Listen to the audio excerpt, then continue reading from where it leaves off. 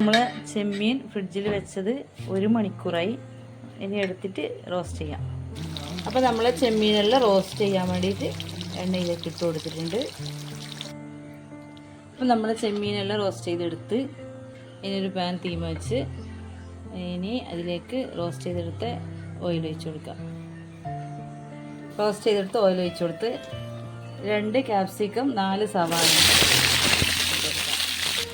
ഇനി ഇതിലേക്ക് കുറച്ച് ഇഞ്ചി, പച്ചമുളക്, വെളുത്തുള്ളി പേസ്റ്റ് കൊടുക്കാം. ഇളക്കി കൊടുക്കാം. ഇതെല്ലാം പച്ചമുളക് മാറി കിട്ടി. ഇനി 4 തക്കാളി പേസ്റ്റ് ആക്കിയത് ഇട്ട് കൊടുക്കാം. ഞാൻ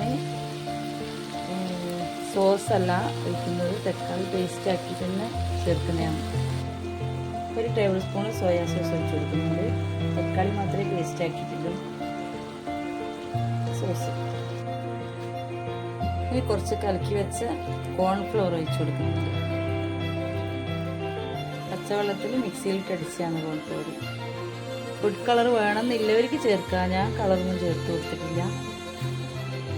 കുറച്ച് ഉപ്പിടണം. ആവശ്യത്തിന് ഉപ്പിട്ട് കൊടുക്കാം.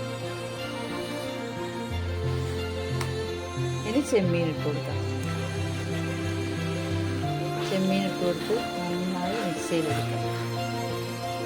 കുറച്ച് കരിവേപ്പിലയും കുറച്ച് മല്ലിച്ചപ്പ് ഇട്ടിട്ട് ഇളക്കി വെക്കാം. അപ്പം നമ്മളെ ചെമ്മീൻ ചില്ലി റെഡിയായി. നല്ല ടേസ്റ്റാണ്. എല്ലാവരും ഉണ്ടാക്കി നോക്കണം. അപ്പം സബ്സ്ക്രൈബ് ചെയ്യുക, ഷെയർ ചെയ്യുക, കമൻറ്റ് ചെയ്യുക. ഇൻഷാ അല്ലാഹ് അടുത്ത വീഡിയോയിൽ വീണ്ടും കാണാം.